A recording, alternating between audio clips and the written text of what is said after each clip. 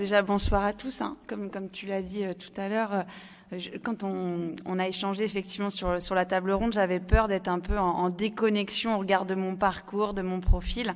Mais finalement, tout ce que j'entends depuis tout à l'heure me rassure énormément. Je pense qu'il y a beaucoup de choses qui font sens à ce que j'ai vécu. Donc tu l'as dit, voilà, moi j'avais très jeune un parcours de vie qui était totalement tracé. Moi j'avais la chance à l'âge de 10 ans de savoir exactement ce que je voulais faire de ma vie, c'est-à-dire que je voulais être sapeur-pompier professionnel.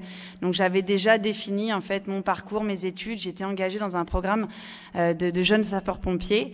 Et malheureusement, ou peut-être heureusement, parce que c'est aussi la beauté de la vie, à l'âge de 15 ans, je suis victime d'un grave accident de circulation. Et en fait, toutes ces certitudes que j'avais sur mon avenir, sur ma vie, sur la construction du futur, s'effondrent. En tout cas, sur les premiers jours, c'est un petit peu ce que j'ai ressenti. Et c'est ce qu'on a beaucoup voulu me faire ressentir au début. Et très vite, il y a une prise de conscience.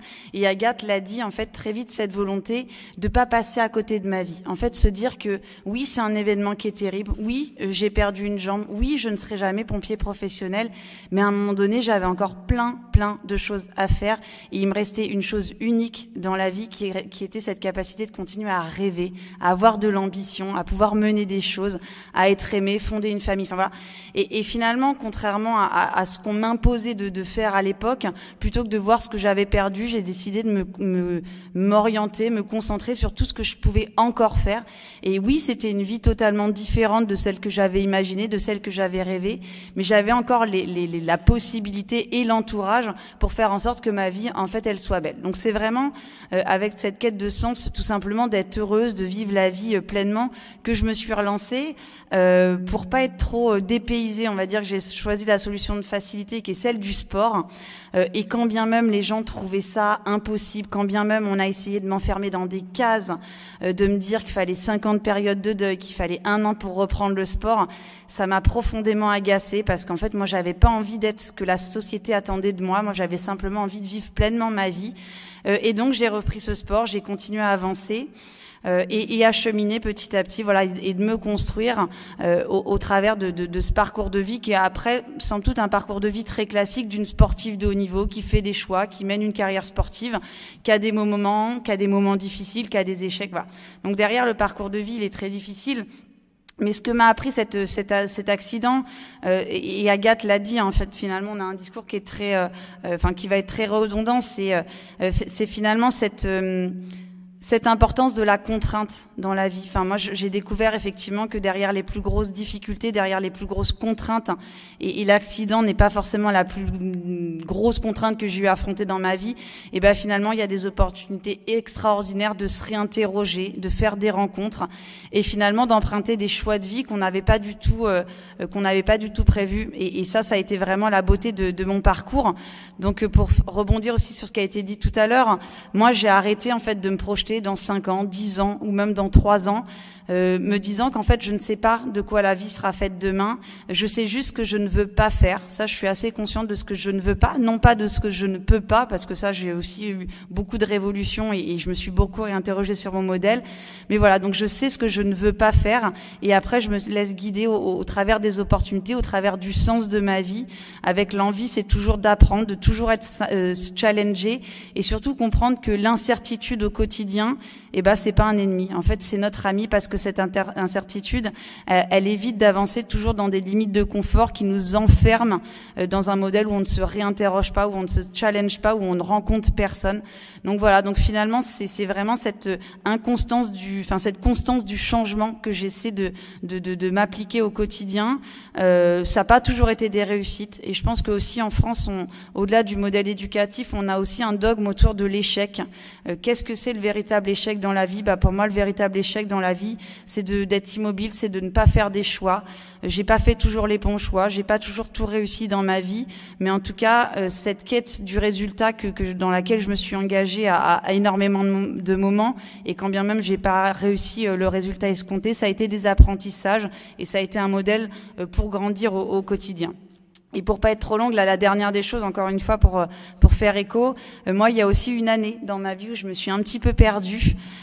C'était après, en fait, les Jeux de Londres. Donc, voilà, c'est mon premier titre paralympique, c'est merveilleux, je devrais vivre la plus belle année de ma vie.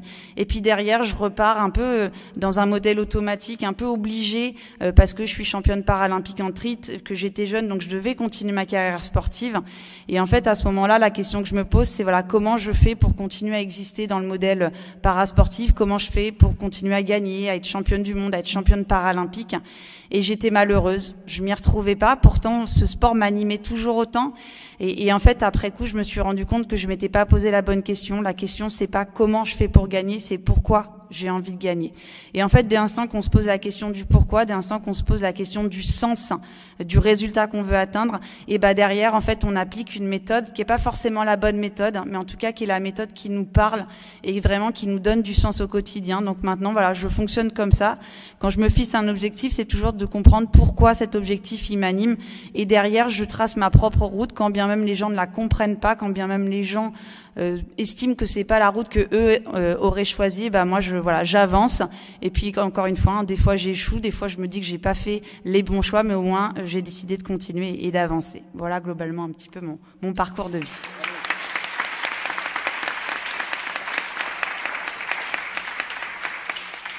Comment devient-on présidente alors? Parce que c'est si jeune, c'est... Alors oui, effectivement. Alors ça c'est pareil, hein, c'est un peu un truc extraordinaire qui m'est arrivé. Hein. Comme je le dis, hein, moi j'ai eu un jour un peu de malchance, mais finalement ça a été pour moi une ouverture et la découverte d'un monde extraordinaire qui est celui du handicap, avec la chance d'avoir rencontré des personnes avec des parcours de vie qui sont très durs, mais aussi qui sont terriblement magnifiques et qui amènent à une très très grande humilité. Donc comment je suis devenue présidente du comité paralympique? Et bah tout simplement au travers d'un coup de fil, un coup de téléphone de l'ancienne présidente qui m'annonce à la fois dans ce coup de téléphone qu'elle démissionne pour des raisons personnelles de son poste de présidente, et qui par la suite me dit voilà qu'elle souhaiterait que je prenne sa succession et donc que je me présente à l'élection de la présidente du comité paralympique. Et en tant que jeune femme très peut-être très réaliste, en tant que femme aussi qui se met, je pense, à un plafond de verre, bah, ma première réponse a été de me dire bah non, parce qu'en fait je ne suis pas toi, Emmanuelle, je n'ai pas tes compétences, je n'ai pas tes capacités, et donc je ne serai pas à la hauteur. Donc au début, voilà, je dis non, et puis petit à petit, derrière, je suis relancée de nouveau par l'ancienne présidente, relancée par d'autres personnes, et finalement, j'ai commencé à réfléchir autrement à ce projet-là, à me dire que effectivement, je ne maîtrisais pas le niveau de compétence qu'avait Emmanuelle à la fin de son mandat, mais peut-être que l'idée, c'était aussi d'avoir quelqu'un qui a insufflé quelque chose de nouveau, que ses compétences, elles pouvaient aussi venir avec le temps, et que pour moi, en fait, ce qui a été vraiment l'élément déclencheur, c'est de comprendre que l'équipe qui allait m'entourer dans cette présidence me faisait confiance. Et finalement, la confiance des personnes autour de moi m'a fait dire que ces compétences qui étaient potentiellement manquantes, j'allais pouvoir les acquérir, et qu'aussi, en fait, mon parcours de vie qui était totalement différent de l'ancienne présidente, permettait aussi d'apporter un souffle nouveau à ce comité paralympique, et que mon parcours de vie correspondait aussi à un moment où le comité paralympique, il avait besoin d'un aura extérieur, et j'étais à l'époque une sportive qui était médiatisée. Donc voilà, donc ça a été pour moi un très gros challenge. C'est un gros challenge au quotidien, parce que moi j'ai été parachutée là, j'ai pas fait les étapes classiques, mais pour autant, je pense que depuis 3 ans, j'ai commencé à faire mes armes. J'ai rencontré encore une fois des personnes extraordinaires, et ça a été pour moi une école de la vie, en 3 ans absolument magnifique. Et je pense que véritablement, ce qui m'a aidé, c'est de pas me mettre de barrière, de toujours chercher à me réinterroger, avancer avec une certaine confiance en moi, mais sans certitude très ferme. Voilà, toujours dans l'écoute et dans le partage avec les personnes qui m'entourent.